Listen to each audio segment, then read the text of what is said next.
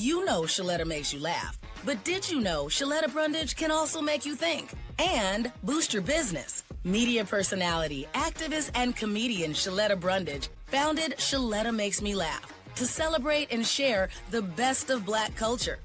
It's a podcasting platform. You can download 10 weekly podcasts hosted by African American subject experts at ShalettaMakesMeLaugh.com or wherever you find your favorite podcasts.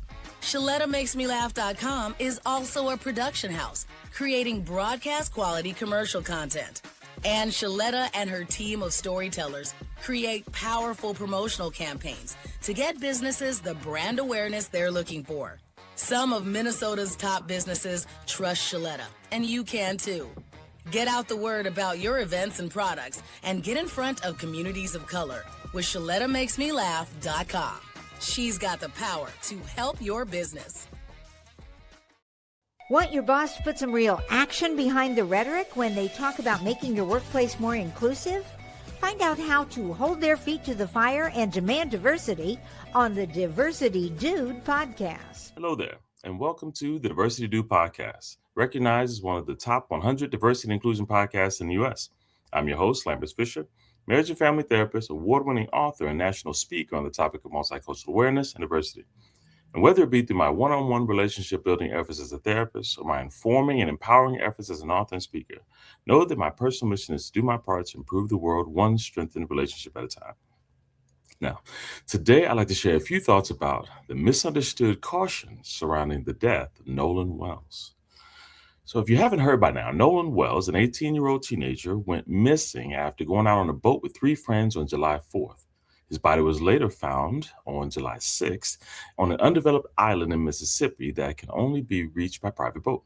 Now, since going missing, there was a lot of coverage and public outrage, not just because the person went missing, but because of the suspicious circumstances surrounding his ongoing being missing and ultimately his death. Not only that, but what exacerbated this coverage was the outrage and is the fact that Nolan Wells was Black and his 3 friends, where he went out on that fateful day, were white, which many debate regarding how relevant that fact should even be. Now, I want to be clear that this is an ongoing investigation and there are many facts yet to be revealed. In fact, no official cause of death has been determined. And yet, that hasn't stopped people from speculating potential possibilities. Some go so far as to definitively assert that foul play is obvious, while others argue that unfortunate things happen all the time, and that while every loss of life is tragic, the outrage about this incident is getting blown out of proportion. And if investigators say there's no reason to suspect foul play, then everyone should just let it go and move on. And here's where I'd like to spend a few moments of your time today. Although we can't solve the mystery today, we can acknowledge that the uncertainty is negatively impacting personal and professional relationships far and wide. In particular, there's a growing rift between those who are asserting that there is reason for caution and suspicion, at the very least, and outrage at those who promote otherwise, and those who minimize caution and suspicion, promoting trust in the system, and ultimately hoping that this all just goes away. One thing in particular that is relationally unfortunate is that there seems to be a significant misunderstanding regarding the motivations and values of those who remain cautious and maintain suspicion regarding this significant loss of life. So, if you'd indulge me, I'd like to use the next few moments of our time together to increase the likelihood of a healthier conversation moving forward by clarifying some of the misunderstood cautions surrounding the death of Nolan Wells. Misunderstanding number 1. Race isn't proof of foul play, but it doesn't help. What do I mean? Well, many who are outraged have expressed that one of the reasons they suspect foul play is because Nolan was a lone Black person among a group of white friends, suggesting that this fact alone automatically put him at risk. Not guaranteeing harm and danger, but reducing his degree of safety at the very least and increasing the likelihood and validity of suspicion at the worst. Now, upon hearing perspectives like this, many go on the defensive by explaining that just because his friends were white doesn't make them murderers, which is true. And these kids have been friends for a while taking boat trips before together, and everyone came back safely, which is also true. And yet there's also a historical support for reasonable caution regarding whether a Black person in a predominantly white space will receive the same level of support, the same level of protection, whether their voice, feelings, and needs will be valued and respected with the same level of importance as others. And this is not a judgment on the influence of skin pigmentation. Rather, it's an acknowledgement that the impact of implicit and explicit biases over time, unconscious beliefs and stereotypes about what Black people can tolerate, what they deserve, and even whether preemptive aggressive action needs to be taken in anticipation of dangerous aggressive tendencies, all which have been used to justify harm to Black people in the past, only for further investigation to reveal that they pose no threat and that harm against a Black person was completely unjustified. All that to say, does the fact that Nolan Wells' friends were white prove they were at fault? No. But is there historical precedent for Black people in predominantly West spaces to experience negative outcomes at a disturbingly higher rate, supporting at the very least caution and suspicion, asking more questions in the meantime? Yes. The best response to this statement isn't more situational explanations and validating the existence of similarities to historical patterns. Instead, the best response is to acknowledge the similarities and work together to show evidence for how this experience is very different from that historical precedent. Show the ways that his friends may have acknowledged the risks Nolan may have been in, their awareness of how he was treated at all times, as well as how those around him may have treated him on that supposedly packed island, and how they made intentional efforts to ensure his safety, not as paranoid bodyguards, but as culturally aware friends. Unfortunately, these are not the reassuring statements that were provided by Nolan's friends or authorities, which leads to misunderstanding number 2. Silence supports caution. Again, let me be clear. Silence doesn't prove guilt. There are many reasons why legal professionals encourage their clients to remain silent and to be very measured in what statements are released and when. And still, that doesn't change the fact that silence supports caution. In particular, there are increasingly contradictory reports regarding the facts of the timeline of Nolan Wells going missing, why he was separated with his friends, why his friends left him despite bringing him there with them, why they found his cell phone at one of the friends' homes and not on an island with him, and even when his body was discovered, when it was. The lack of transparency and information is reason enough to support caution and suspicion. Remember, we're told that he left his phone with his friends on the boat and that he chose to stay back on the island without it and get a ride from someone else. And yet, even after he was declared missing, his friends didn't volunteer his phone. His parents used a locator app to discover that it was at one of his friends' homes.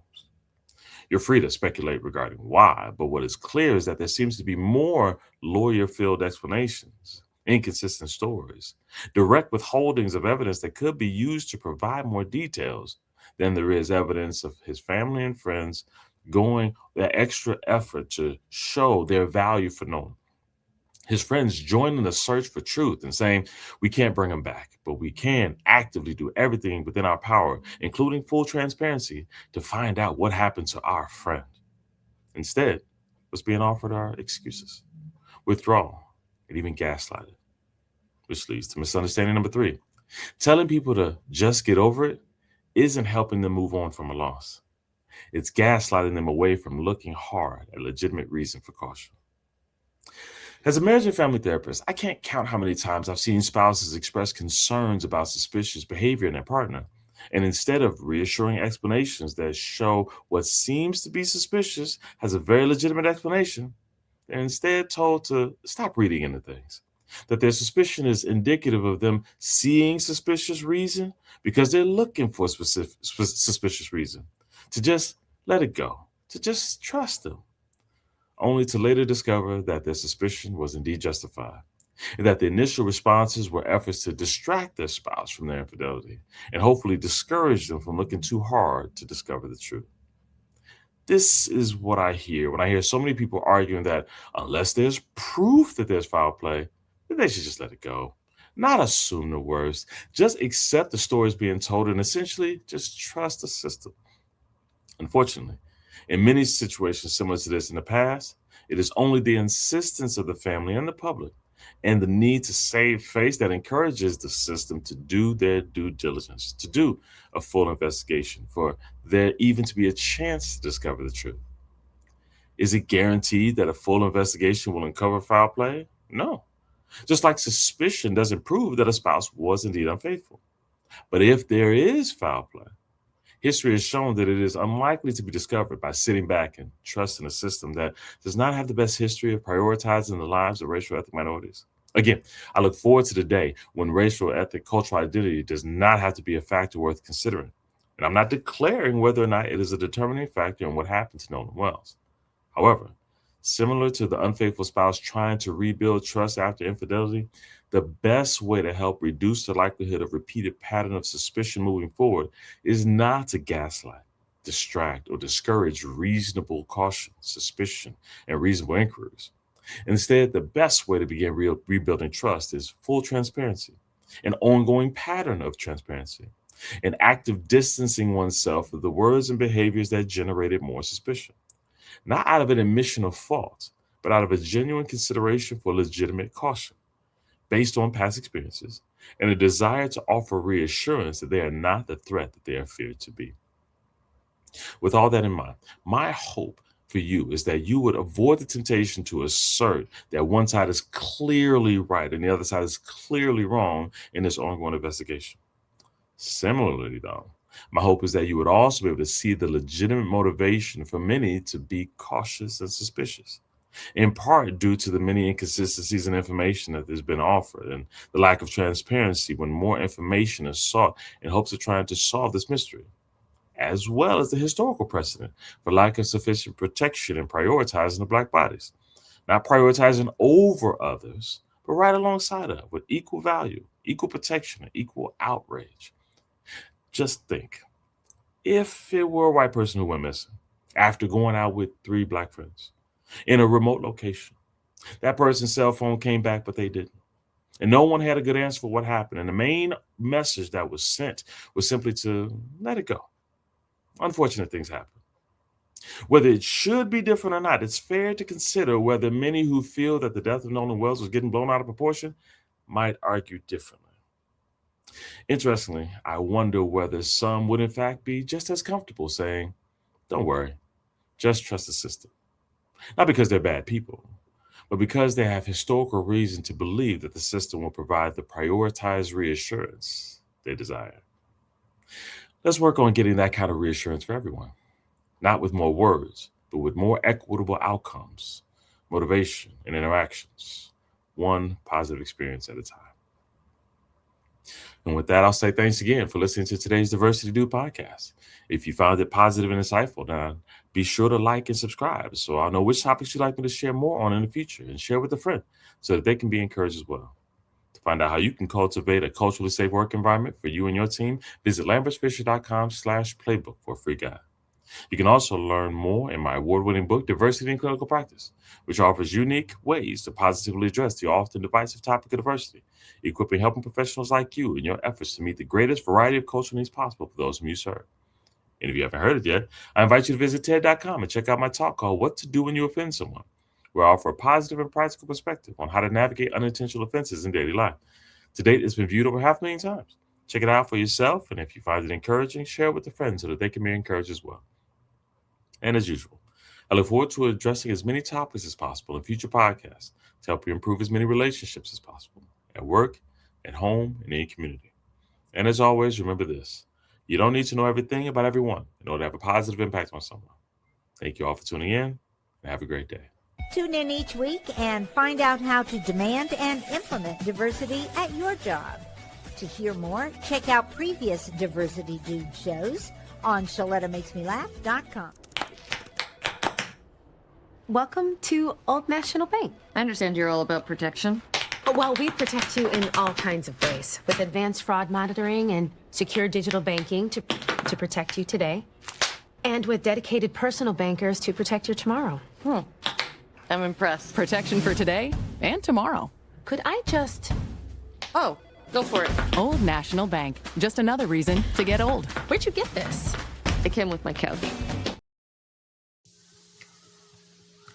Our mission is to positively impact and enhance the lives of those who serve or served. So the Support Center, we built this as a place to really be a community center for those that we serve, those vets, those first responders, and then their families. It's a place where they can go be with other people in a safe, healthy, welcoming space. Our Support Center has a big focus on the arts, because the arts are something that help our people heal. We have a large wood shop, a laser room where we laser engrave, wood, metal, plastic, glass, slate, all kinds of different things. And then we have an art studio where we paint and we color and we draw and thread work.